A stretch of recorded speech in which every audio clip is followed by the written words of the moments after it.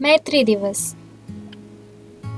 दोस्ती भगवान का दिया हुआ वह खूबसूरत वरदान व तोहफा है जो सभी रिश्तों की बुनियाद बन जाता है। दुनिया भर के देशों में यह अगस्त महीने के पहले रविवार को मनाया जाता है।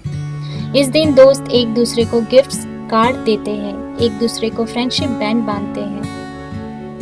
भगवान श्री कृष्ण और सुदामा की दोस्ती सारी दुनिया के लिए मिसाल है। उन्होंने अपनी दोस्ती के खातिर ही सुदामा को अपने दोनों लोक दान कर दिए थे।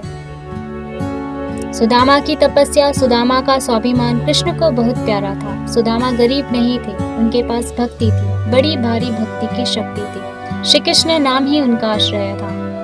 कृष्ण और सुदामा बचपन के मित्र थे। कृष्ण एक संपन्न परिवार से थे और सुदामा एक गरीब ब्राह्मण पुत्र था। दोनों ने सांदीपनी ऋषि के आश्रम में शिक्षा ग्रहण की थी। यह वह दिन थे जहां उनकी मित्रता की शुरुआत हुई। एक दूसरे की मदद करते हुए दोनों ने अपना अच्छा बुरा समय आश्रम में व्यतीत किया।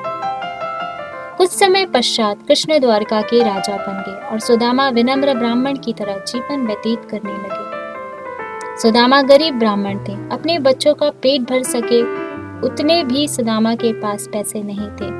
सुदामा की पत्नी ने कहा, हम भले ही भूखे रहे लेकिन बच्चों का पेट तो भरना चाहिए ना।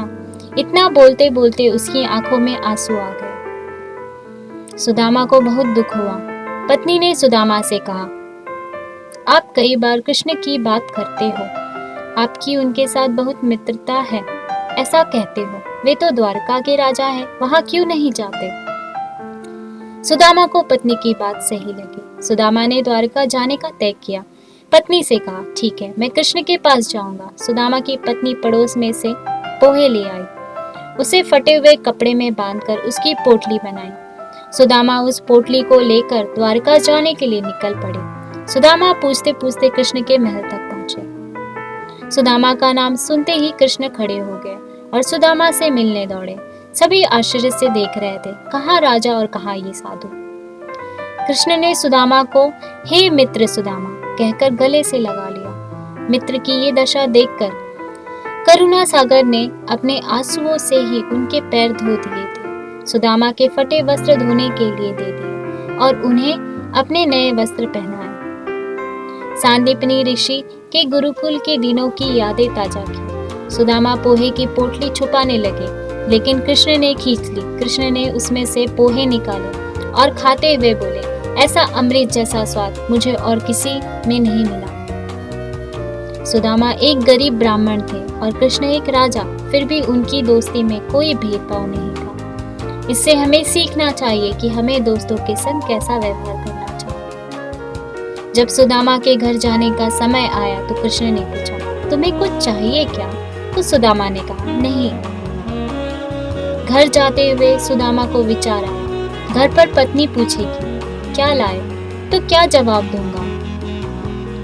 सुदामा घर पहुंचे, वहां उन्हें अपनी झोपड़ी नजर ही नहीं आई। उतने में ही एक सुंदर घर में से उनकी पत्नी बाहर आई। उसने सुंदर कपड़े पहने थे। पत्नी ने सुदामा से कहा, देखा कृष्ण का प्रताप, हमारी गरीबी चली गई और कृष्ण ने हमारे सारे दुख दूर कर दिए। सुदामा को कृष्ण का प्रेम याद आया। उनकी आंखों में खुशी के आंसू आ गए। भगवान कृष्ण ने सुदामा की गुप्त तरीके से मदद की, बिना उनके स्वाभिमान को ठेस पहुंचाए। उसी तरह हमें भी अपने मित्र की सहायता करनी चाहिए, बिना दिखावे के। कृष्ण और सुदामा का प्रेम यानी सच्चा मित्र प्रेम।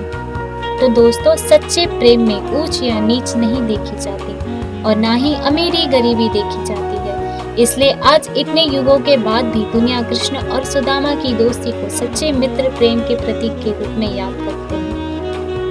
सुदामा की भांति हमें भी प्रेम भक्ति कृष्ण के प्रति दर्शानी चाहिए, बिना किसी मांग के। धन्यवाद। हरे कृष्ण। अगर आप ऐसे और वीडियो देखना चाहते हैं तो कृपया हमारे YouTube चैनल पर लॉग इन